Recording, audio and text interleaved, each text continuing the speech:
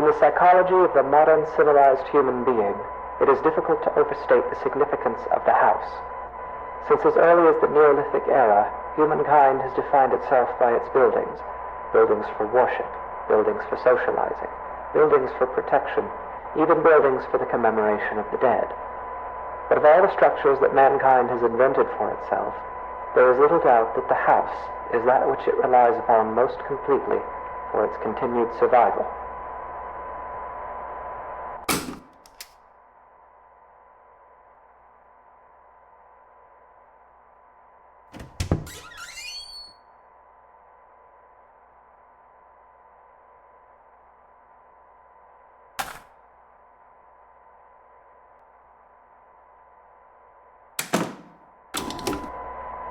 The house is one of the key elements that separates modern humanity from its more primitive antecedents.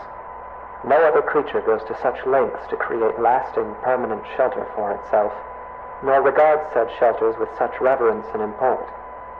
Why do human beings of our modern age foster this tremendous sympathy toward their homes? There are many reasons, of course, but perhaps it is due in some small part to seeing them as a reflection of ourselves.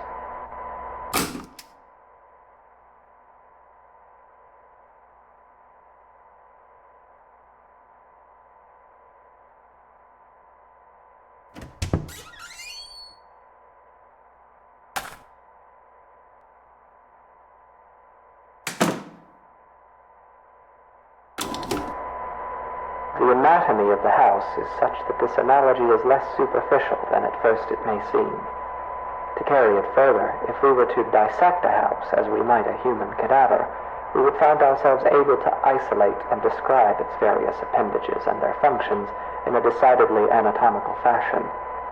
There is even a fair number of direct comparisons to be drawn between those organs of a house and those of a human body.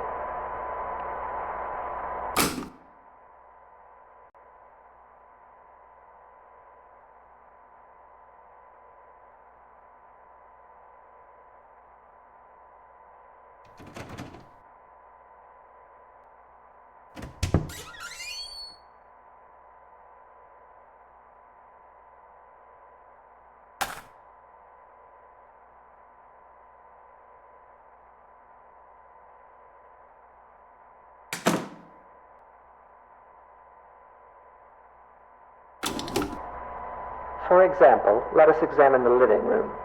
Often the dominant space of a house's ground level, as well as typically the center of activity in a well-populated home, the living room is very much the heart of the house. While a human heart circulates blood to oxygenate the body's extremities, the living room circulates people, activity, communication. It is the room most likely to be found beating, as active and vivacious as its name would imply. The comparison is only strengthened when we consider also that the living room is most commonly the room to contain the fireplace, making it additionally a locus of actual physical heat.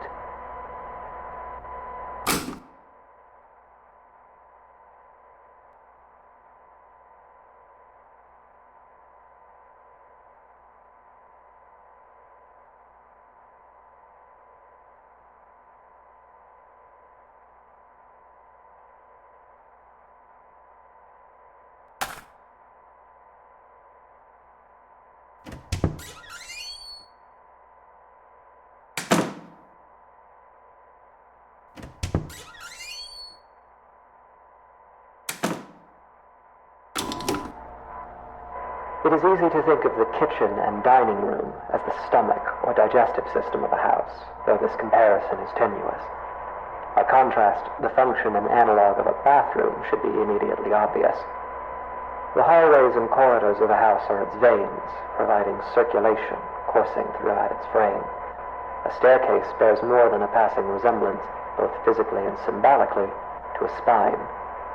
The windows of a house serve much the same purpose as eyes, and anyone who has ever rounded a bend or a long drive and come suddenly face to face with a tall, dark manor will tell you that it is difficult to shake the impression that the house, through its lightless windows, is a creature capable of vision and intelligence.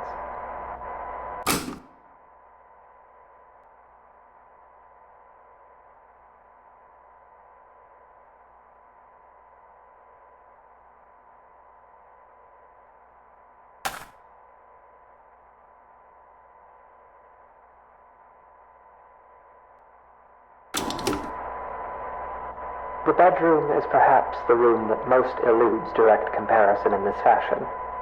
At a stretch, and allowing for a bit of poetic sympathy, it might be said that the bedroom is not unlike the human mind, or those parts of it which dictate thought and imagination. In the bedroom, dreams are dreamt, passions are ignited, epiphanies are experienced in cold sweat at early hours. In the bedroom is where people invariably spend the majority of their time, though comparatively little of it whilst conscious.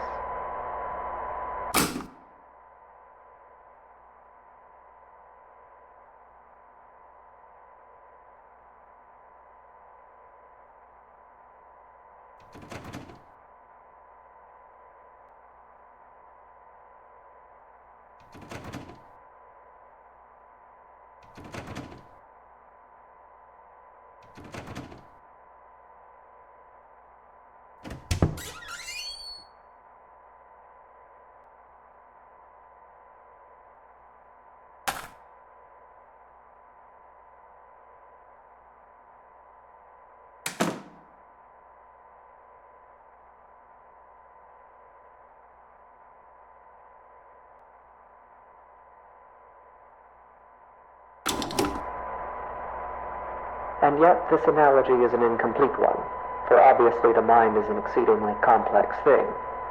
If the bedroom represents the thinking, dreaming part of the brain, then it is the basement that represents those lower, unconscious parts. The basement is dark. It is buried. It is a place full of cobwebs where memories are stored. A poignant comparison, truly. Often the unnerving uncertainty that comes with considering the deeper aspects of the human psyche is not unlike gazing down at the swimming blackness pooled at the bottom of a basement stairwell. It is a place we spend our childhoods filling with monsters that will lay for years in patient silence. It is a place that, barring some specific errand, we seldom ever want to go.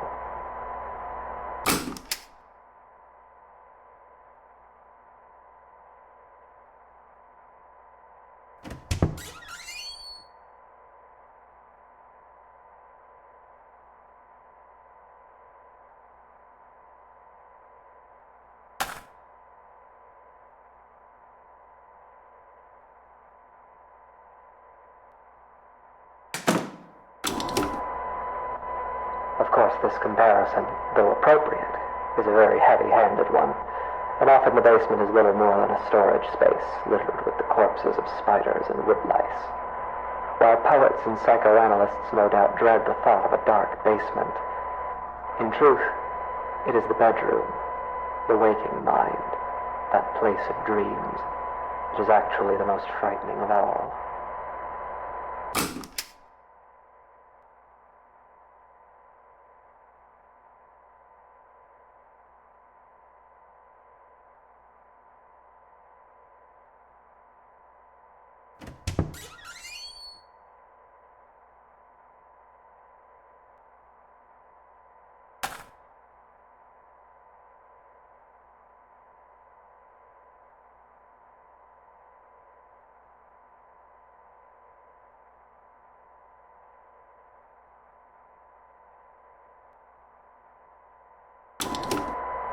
It is here, in the bedroom, that we are at our most vulnerable.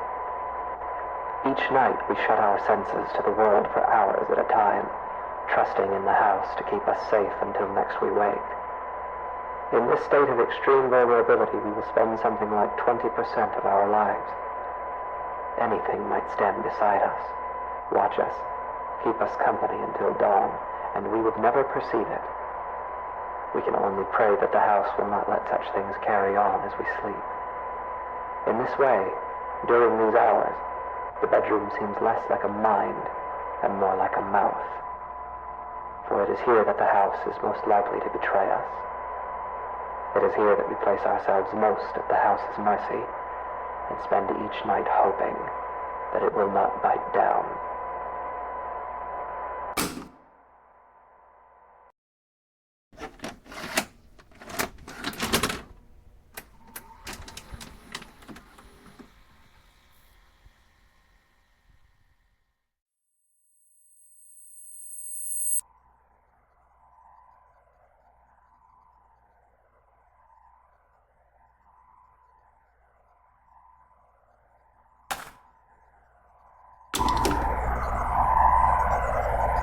In the psychology of the modern civilized human being, it is difficult to overstate the significance of the house.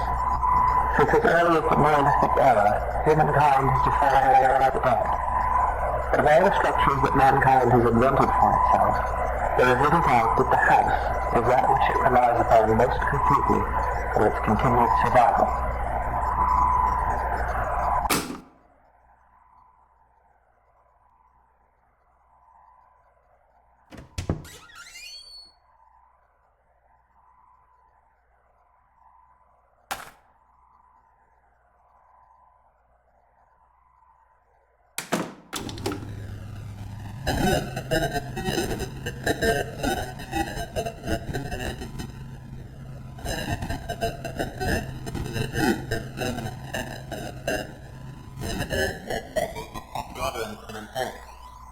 Why do human beings of our modern age foster this tremendous sympathy? The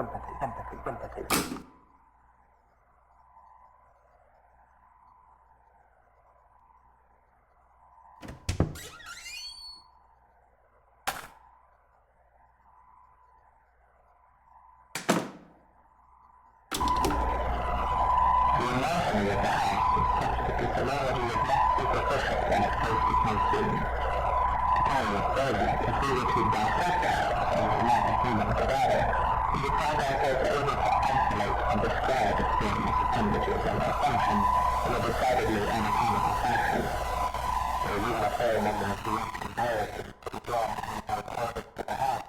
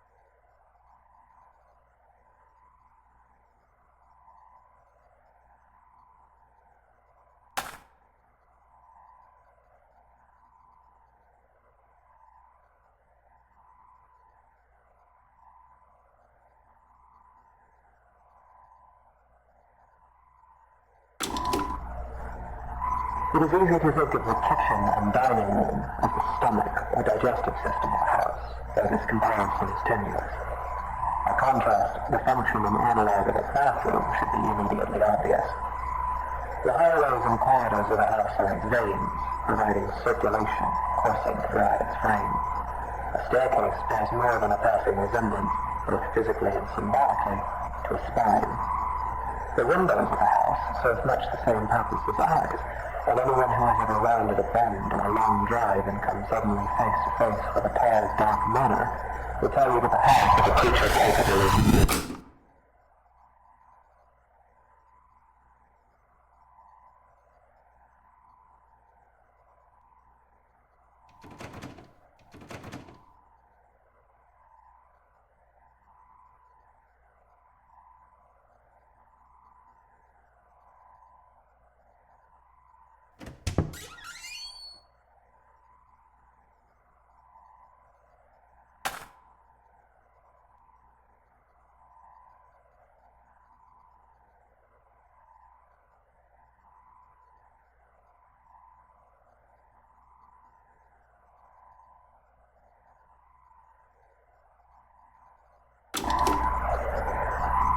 The bedroom is perhaps the room that most eludes direct comparison in this fashion. At a stretch, and allowing for a bit of poetic sympathy, it might be said that the bedroom is not unlike the human mind, or those parts of it which dictate thought and imagination. In the bedroom, I dream that there are teeth growing all over me, everywhere on me and in me, like cysts or bone spurs. They're loose, but I can't remove them because I have no hands. I look out through the bedroom window and I see a truck approaching. A young man steps out, approaches, and enters through the front door. His body is covered in swollen ticks the size of quarters. He's walking through the downstairs hallway and laughing. He begins urinating on the wall. He spits on the carpet. He's moving through the first floor, breaking and upsetting things. He goes to the basement and stands at the top of the stairs. I'm angry at him, so I slam the door and he falls down. I can feel his bones snapping. The ticks are bursting, oozing old black blood everywhere. I can feel him being ground up, dissolved and torn, splitting and shredding. I leave the door closed. I close my eyes and try to sleep. The teeth continue growing on me until there's nothing left of me but teeth and gums and sinew. The basement is dark.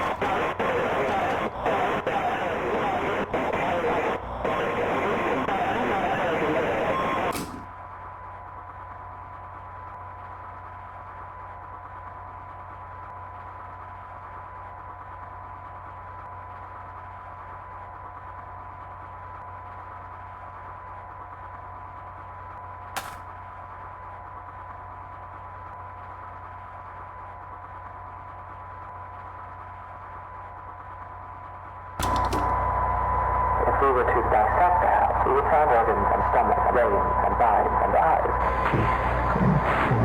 dreams and memories and to mouth that will bite down.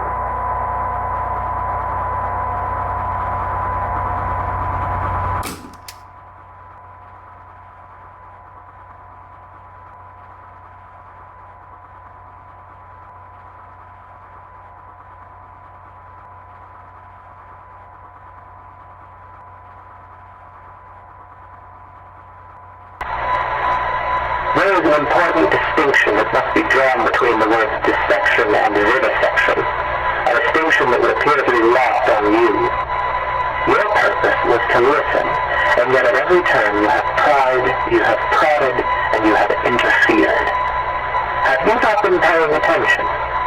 Did it not occur to you that as an organism existing within a greater organism, your intrusion would be felt?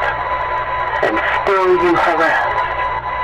And now, like the wayward spider who witlessly settles upon a sweeper's tongue, you will be swallowed. Because the truth is this. When a house is both hungry and awake, every room becomes a mouth.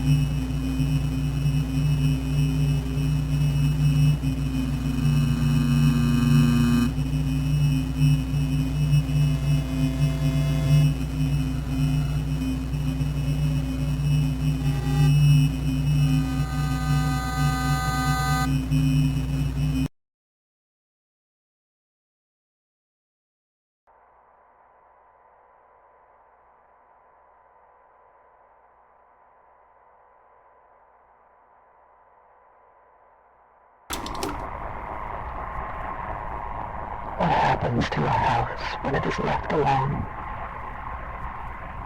When it becomes worn and aged? When its paint peels and its foundations begin to sink? When it goes for too long unlived in? What does it think of? What does it dream? How does it regard those creatures who built it, brought it into existence only to abandon it when its usefulness no longer satisfies them? It may grow lonesome. It may stare for long hours into the darkness of its own empty halls and see shadows, and its heart may jump as it thinks, here's someone again, I'm not alone. And each time it is wrong, and the hurt starts over.